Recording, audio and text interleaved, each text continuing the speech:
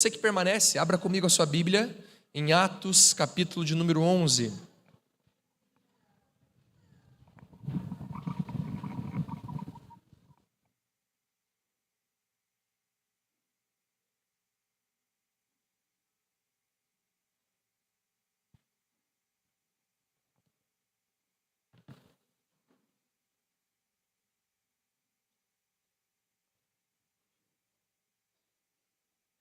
Atos, capítulo de número 11.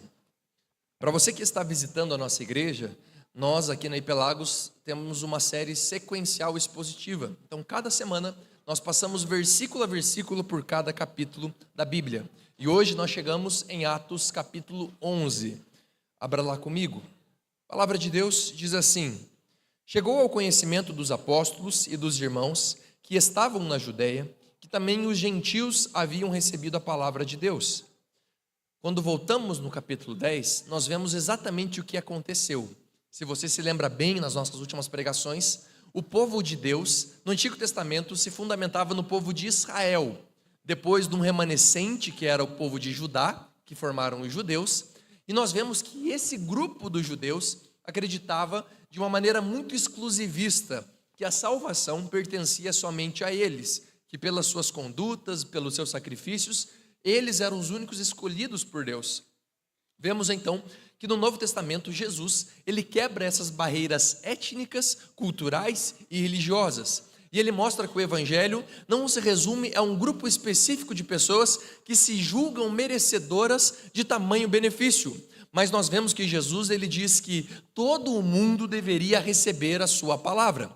No capítulo 9, nós vemos que a palavra ela chega aos samaritanos, que para os judeus era um grupo rival pela sua idolatria aos deuses pagãos.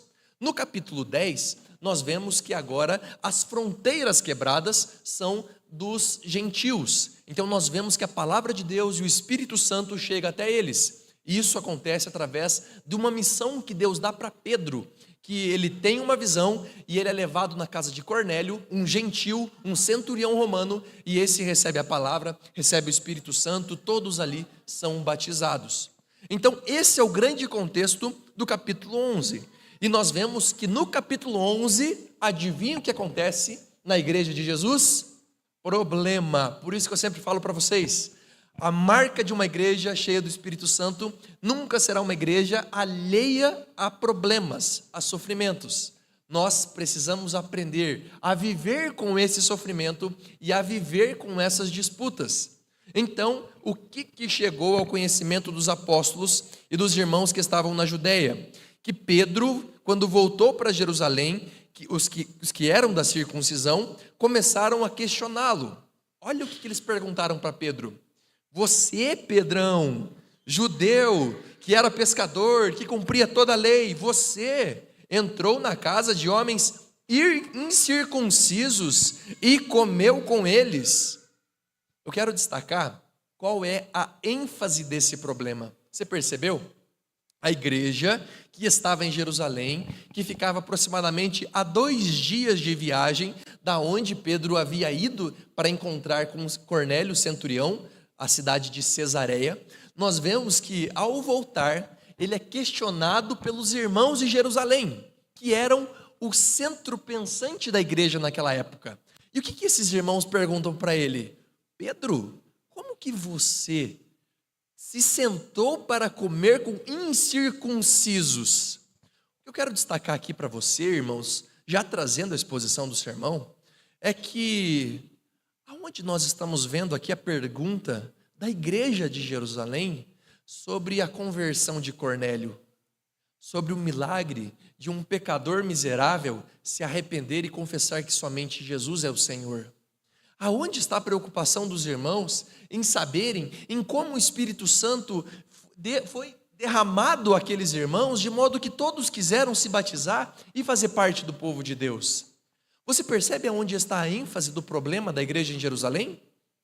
Como pode um homem de Deus se sentar com incircuncisos?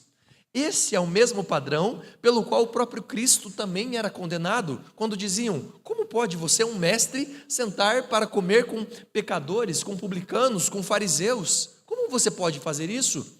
E aqui então nós vemos que a própria igreja, que havia recebido o Espírito Santo em Atos capítulo 2, agora em Atos capítulo 11, está questionando Pedro por isso. Como que você pode se sentar para comer com eles?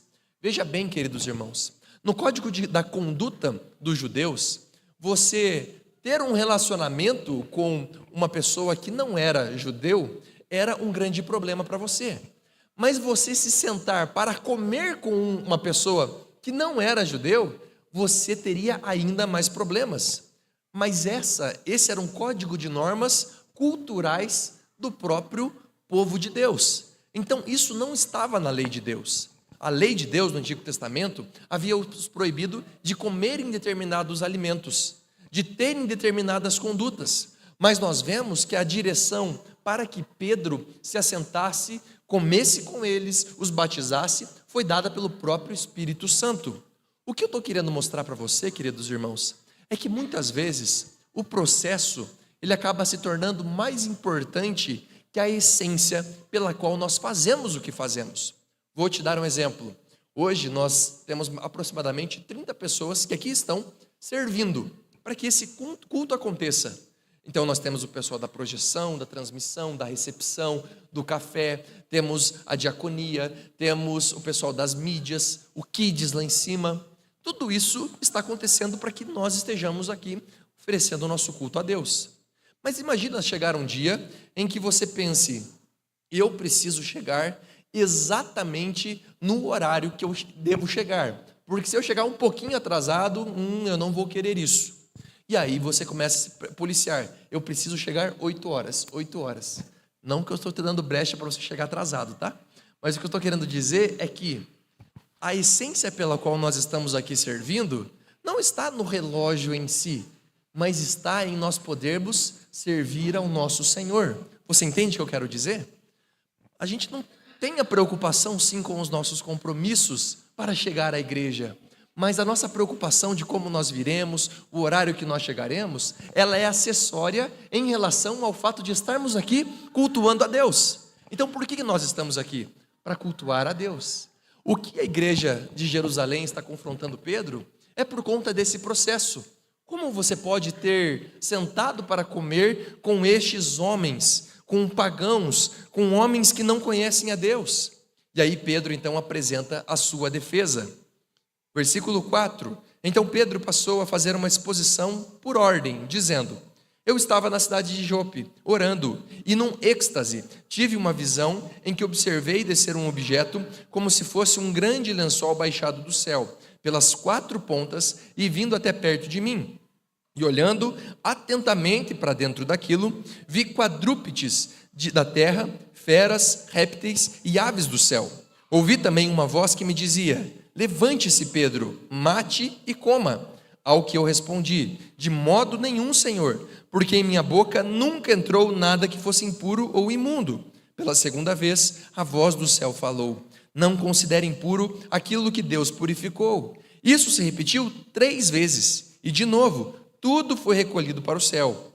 E eis que na mesma hora pararam diante da casa em que estávamos 3 homens enviados de Cesareia para se encontrar comigo. Então o Espírito Santo me disse que eu fosse com eles, sem hesitar. Foram comigo também estes 6 irmãos, e entramos na casa daquele homem.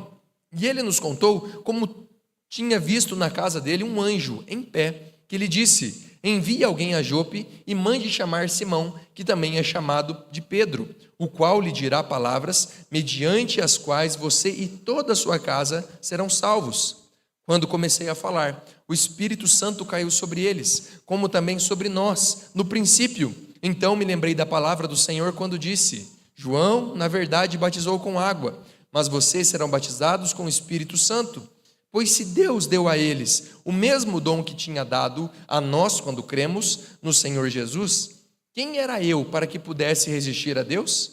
Quando os demais ouviram isso, acalmaram-se e glorificaram a Deus, dizendo, então também os gentios, Deus concedeu o arrependimento para a vida. Outra ênfase que o texto nos apresenta, irmãos, é sobre como Pedro se coloca para prestar contas à igreja de Jerusalém. Porque, veja bem, o líder da igreja naquela época era o próprio Pedro. aquele o qual Deus havia instruído para fazer, para cumprir essa missão. Ele não poderia simplesmente chegar, colocar as cartas na mesa e dizer: o que vocês estão falando? Deus falou comigo, vocês podem ficar de boa, fiquem quietinhos aí. Mas não é isso que ele faz. Ele se coloca em submissão, em humildade, para apresentar e mostrar a razão pela qual ele havia feito isso. O que isso nos mostra? Uma liderança descentralizada. Não era um homem que dizia as coisas e as coisas deveriam acontecer conforme a sua própria vontade. Pelo contrário, ele se coloca em humildade, em submissão, para explicar aos irmãos o que havia acontecido, o porquê dele ter feito isso. Isso nos mostra a marca de uma igreja saudável. Uma igreja que não é a igreja de uma única pessoa, em que uma pessoa fala que as coisas devem acontecer ou não acontecer pela sua própria vontade. O objetivo da igreja nunca foi que ela fosse coordenada por essa figura de um único líder. A liderança bíblica, ela sempre se apresenta a nós em humildade e submissão à própria igreja. Então, a ideia de uma igreja que seja conduzida pela própria vontade de um único homem, ela sim é antibíblica. E qualquer igreja que se posicione num caminho em que um líder tirano é aquele que fala ou deixa de falar o que precisa acontecer na igreja, nós precisamos estar muito atentos. Por isso, então, nós constituirmos uma igreja saudável de modo que se assemelhe muito com aquilo que nós estamos vendo aqui. Se Pedro fosse um líder tirano, ele poderia falar: Deus me disse, então simplesmente vamos obedecer. Mas ele não faz isso. Ele se coloca em submissão de obediência à igreja, mostrando um coração, sim, redimido, transformado. O que eu queria destacar também ainda sobre isso, queridos irmãos, é sobre essa questão da falta de uma paz que muitas vezes nós julgamos ser a ausência de Deus na igreja. Pedro estava sendo criticado por isso. E críticas sempre seguirão homens e mulheres de Deus. Nós precisamos entender que se vivemos a nossa vida com fidelidade ao Senhor, seguindo os caminhos claros que o Senhor apresentou para nós, nós ainda assim seremos criticados, e às vezes pela própria igreja. Mas o que nos motiva a continuar servindo, seguindo ao nosso Senhor, não é com que todas as pessoas olhem para nós e digam: muito bem, você é um ótimo servo do Senhor. Não é isso. É entendendo que o nosso Cristo morreu, pagou o preço que nós nunca poderíamos pagar. E essa é a maior motivação que nos leva a servi-lo, a viver por Ele. Porque críticas, irmãos, não resumem quem nós somos, não revelam a nossa missão. Críticas, elas vão acontecer, mesmo vindo de pessoas que muitas vezes nós amamos, como Pedro está recebendo da própria igreja. Mas veja bem, no final, a igreja teve paz em entender que aquela era a direção do próprio Deus. Por isso, acalme o seu coração. Quando críticas vierem, esteja estabilizado naquilo que o Senhor te chamou para fazer. Que no nome de Jesus nós sejamos fiéis ao Senhor da igreja. É Ele que nos chama, é a Ele que nós devemos prestar contas. Em segundo lugar, nós vemos que aqui então nós temos uma ponte no texto. Porque desde que Estevão foi apedrejado e morto, lá no capítulo 7, nós vemos que então uma ênfase se dá à propagação do evangelho nessas três barreiras, étnicas, culturais e religiosas. E aqui no versículo 19, depois desse embate de Pedro, nós vemos que a história nos conecta a Estevão. Veja, versículo 19. Os que foram dispersos, a partir da perseguição que começou com a morte de Estevão, se espalharam até Fenícia, Chipre e Antioquia, não anunciando a palavra a ninguém que não fosse judeu. Perceba, eles, ao serem espalhados, pregavam exclusivamente para os judeus, porque esses que foram nessa dispersão de Estevão não tinham tido a experiência de que Pedro havia se encontrado com os samaritanos, de que Pedro havia se encontrado com os gentios, e que esses haviam recebido o Espírito Santo. Então, na maioria da igreja, acreditava-se que o evangelho era apenas para os judeus. Então é isso que está acontecendo, versículo 20. Alguns deles, porém, que eram de Chipre e de Cirene, e que foram até Antioquia, falavam também aos gregos, anunciando-lhes o evangelho do Senhor Jesus. aqui nesse versículo é maravilhoso, porque nós somos apresentados a uma cidade, Antioquia. E nós vemos que esses da dispersão começaram a falar o evangelho para aqueles que tinham fala grega. Por que isso é tão importante? Porque Lucas nos mostra que eles anunciavam o evangelho do Senhor Jesus. Não está faltando uma palavrinha aí no nome de Jesus? Pastor, eu sei o sobrenome de Jesus, é Cristo. Cristo não é o sobrenome de Jesus, tá, irmãos? Cristo é o ofício dele, ele é o Messias. Isso significa aquele que morreu para que nós tenhamos vida. Mas aqui, Lucas, ele não coloca esse termo. Por quê? Porque lembrem-se, a discussão entre os gregos e romanos nunca foi sobre fé. Eles eram extremamente religiosos, mas a dificuldade deles era sobre o senhorio. Então, por isso, César sempre se apresentou como o Kyrios, o Senhor. Você pode prestar culto a toda entidade que você quiser, desde que você reconheça que o seu Kyrios, o seu Senhor, é César. E aqui, então, o que esses cristãos da dispersão em Antioquia estão anunciando? O Evangelho do Senhor Jesus. Versículo 21. A mão do Senhor estava com eles, e muitos crendo se converteram ao Senhor.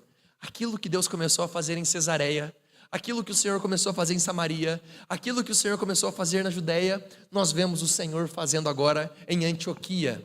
E isso, irmãos, é tão maravilhoso, porque Antioquia era a terceira maior cidade do Império Romano, perdendo apenas para Roma, Alexandria e agora Antioquia. E aqui estão os cristãos, que não foram em Antioquia num tour missionário. Vamos fazer uma viagem missionária para Antioquia. Não foi isso, irmãos. Eles saíram fugindo com medo da sua própria morte. Mas por eles estarem lá, vivendo a vida de Jesus, é orgânico, é natural que quando homens e mulheres de Jesus vivem num lugar, esse lugar passa a ser transformado. As mentiras passam a ser mostradas à luz da verdade. Aquilo que era escuridão recebe a luz do Senhor. E é exatamente isso que está acontecendo aqui. E nós vemos que muitos, crendo, se converteram ao Senhor. Homens e mulheres dizendo que aquele que rege a minha vida, as minhas decisões, os meus caminhos, agora não é mais César, o deus político, não é mais Afrodite, a deusa do amor, não é mais Sofia, a deusa da sabedoria, não é mais qualquer outro Deus, senão o meu Senhor Jesus Cristo. Versículo 22. A notícia a respeito deles chegou aos ouvidos da igreja que estava em Jerusalém, a mesma igreja que apertou Pedro. E enviaram então Barnabé. Pela primeira vez nos é apresentado este homem. E Barnabé vai até Antioquia. Quando ele chegou e viu a graça de Deus, ele ficou muito triste. É isso que está escrito na Bíblia aí? Ele ficou com muita inveja. Está escrito isso? Ele ficou doído. É isso que está escrito aí? Ele ficou o quê? Muito alegre. Queridos irmãos, quando homens de Deus veem movimentos de Deus acontecendo, quando estes homens com o coração de Deus, eles se alegram. Irmãos, quero trazer uma crítica à igreja brasileira, porque muitas vezes nós acreditamos que nós estamos numa competição. Nós acreditamos que a destruição de uma igreja é a nossa alegria, que o mau testemunho de outra igreja é a nossa alegria. Nossa, que bom, né? Ó, pelo menos eu estou na igreja certa agora. Queridos irmãos, nós nos alegramos quando o movimento do Senhor alcança igrejas que não sejam a nossa.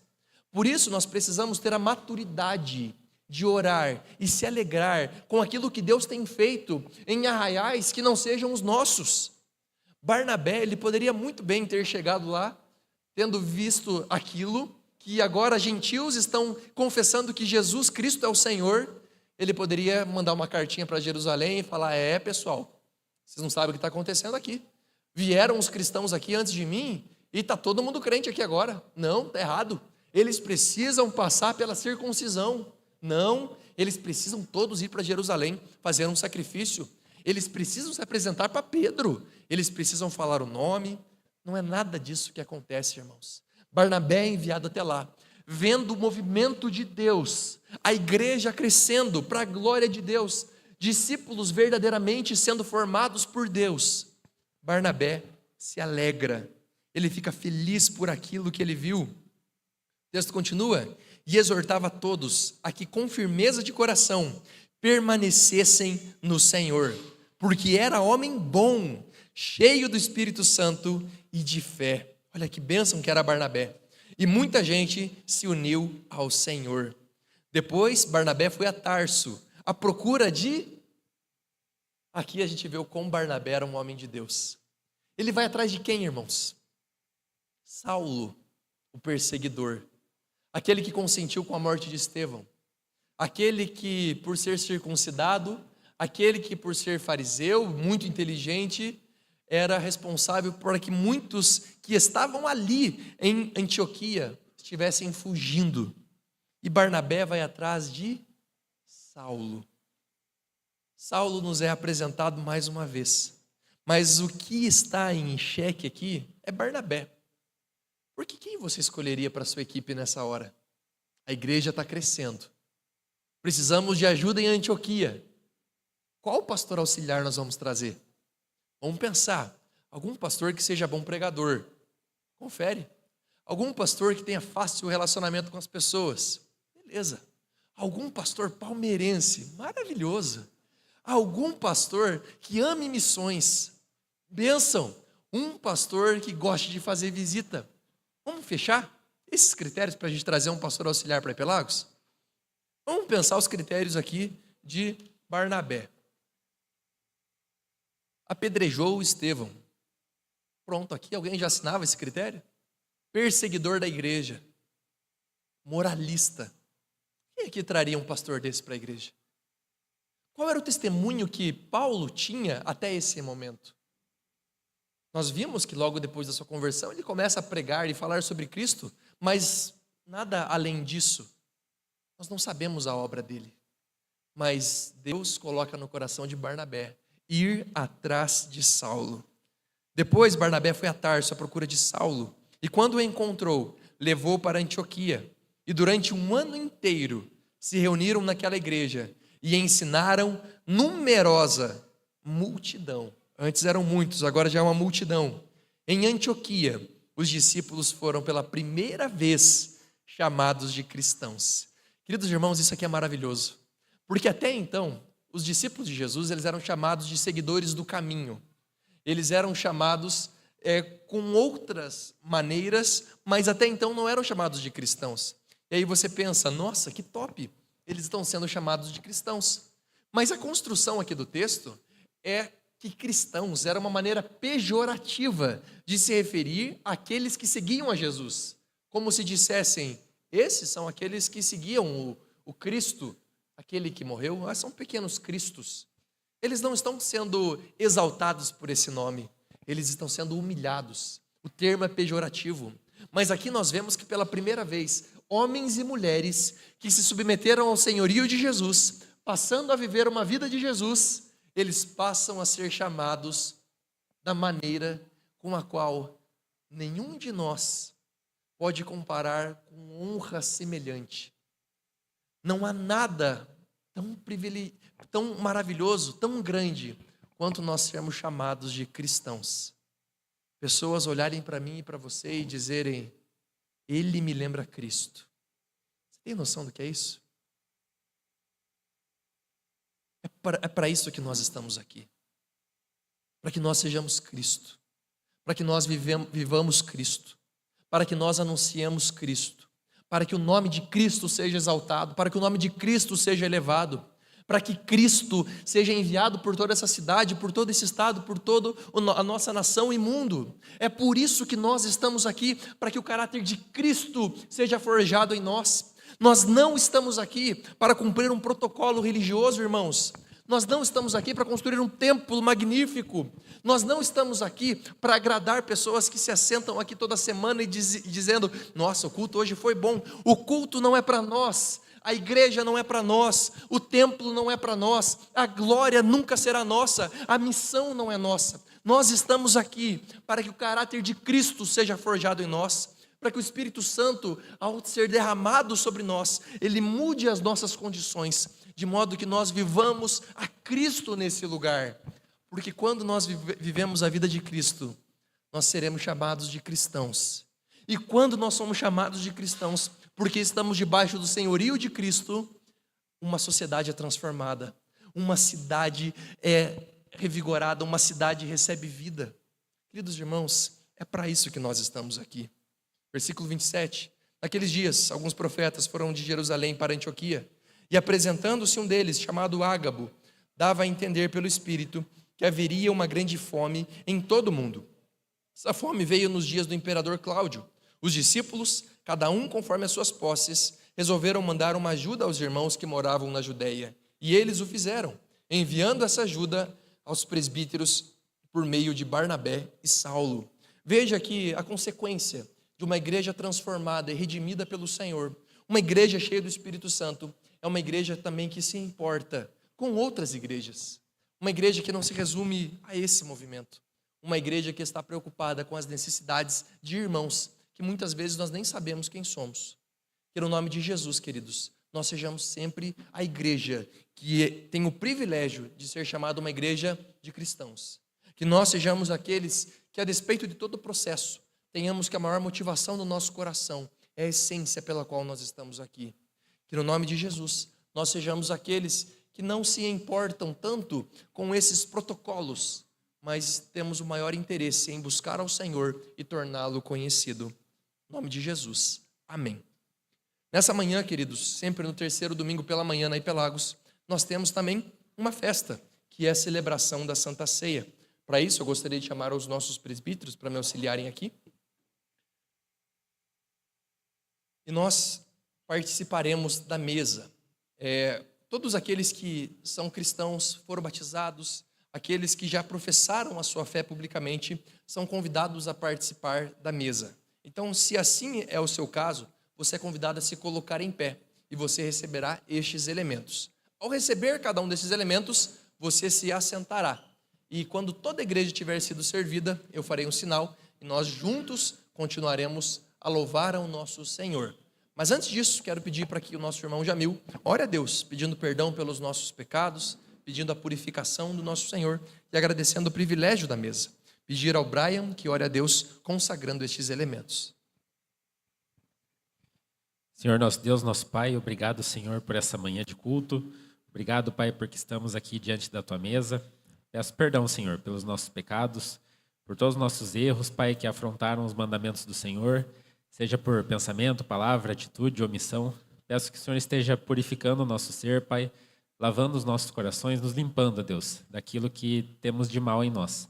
Peço que o Senhor fortaleça a nossa fé, Pai, esteja abençoando, Pai, cada pessoa aqui, Deus, na sua caminhada e nos faça crescer cada vez mais no conhecimento do Senhor.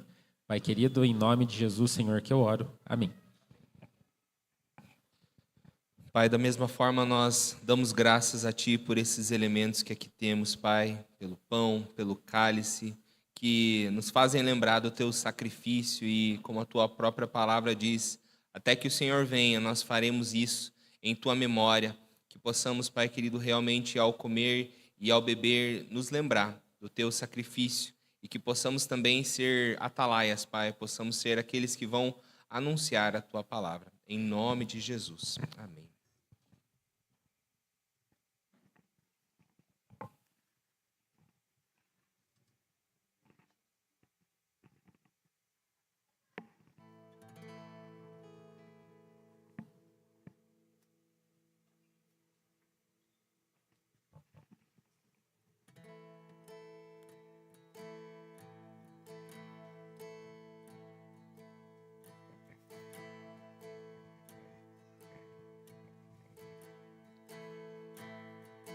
Tu és a luz que brilha sobre a escuridão.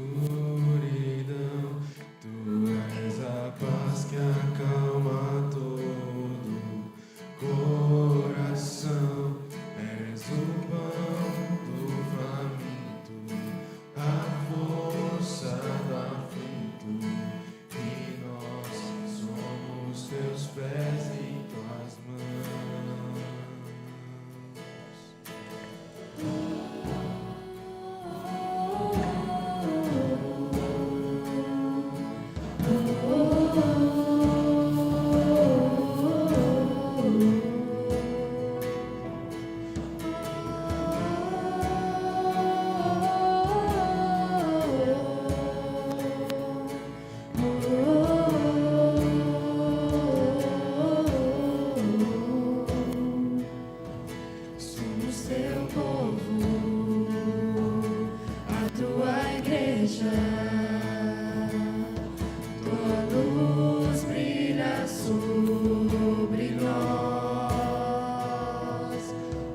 mesmo corpo,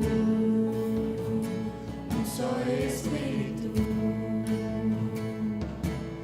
um Senhor e Rei. Faça a tua vontade através de nós, que o teu reino venha, que o teu reino venha.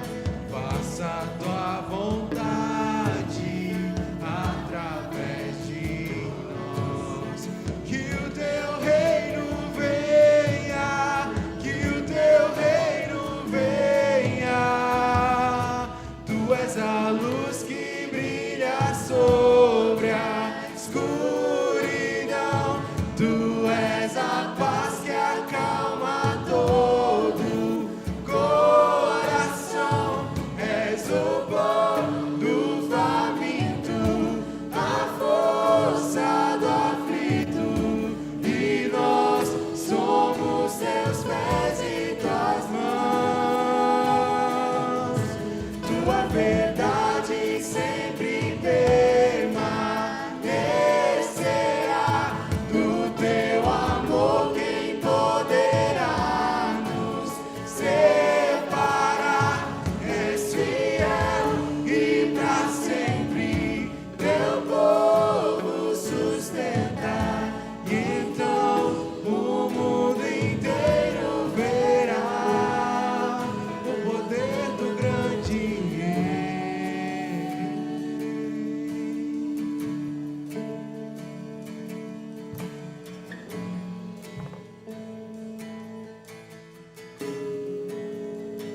Continue louvando a Ele. Justiça e paz se encontram, e nasce a alegria. Esse é o teu reino, esse é o teu reino. Justiça e paz se encontram, e nasce a alegria. Esse é o teu reino, esse é o teu reino de amor. Justiça e paz se encontram, e nasce a alegria. Esse é o teu reino, esse é o teu reino. Justiça e paz se encontram, e nasce a alegria. Esse é o teu reino, esse é o teu reino de amor.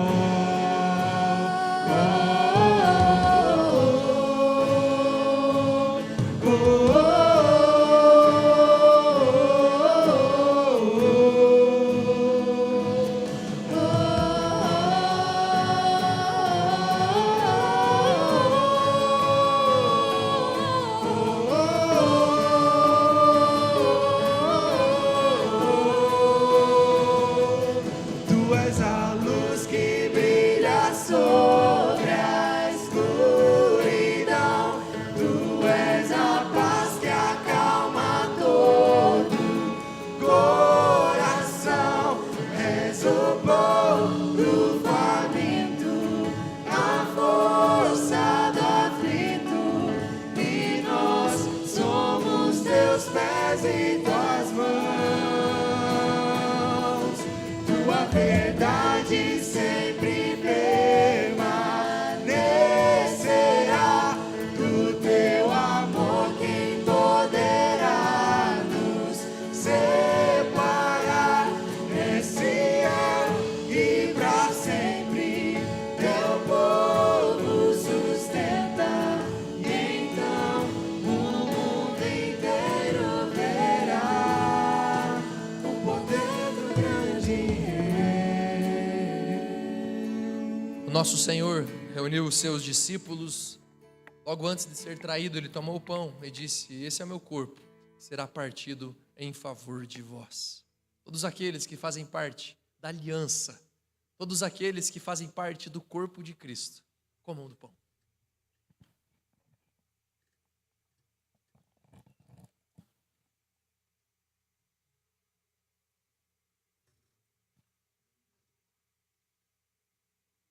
Depois de terem comido o pão, o Senhor tomou o cálice e disse: esse é o cálice da nova aliança, meu sangue. Bebam todos eles, todos os irmãos que podem dizer que fazem parte deste sangue que foi vertido naquela cruz, daqueles que foram purificados, deste cordeiro que foi morto. Todos nós somos convidados a beber do cálice. Tome do cálice. Santo e maravilhoso Deus, que privilégio é, Senhor, nós estarmos na sua casa. Que privilégio, Senhor, é nós podermos receber uma família tão amada, Deus. Que bênção, ó Deus, um pai e um filho sendo batizados no mesmo dia.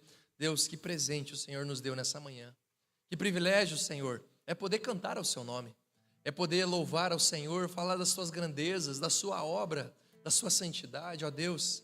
Que privilégio é poder orar ao Senhor, sabendo que o Senhor ouve a nossa oração.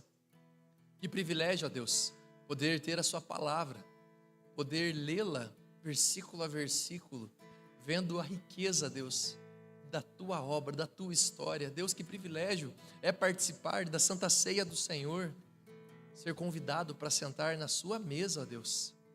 Pai, que privilégio, Senhor, é nós podermos começar a nossa semana te buscando. Ó Deus, nos ajuda a sermos sempre gratos por tudo aquilo que o Senhor nos deu.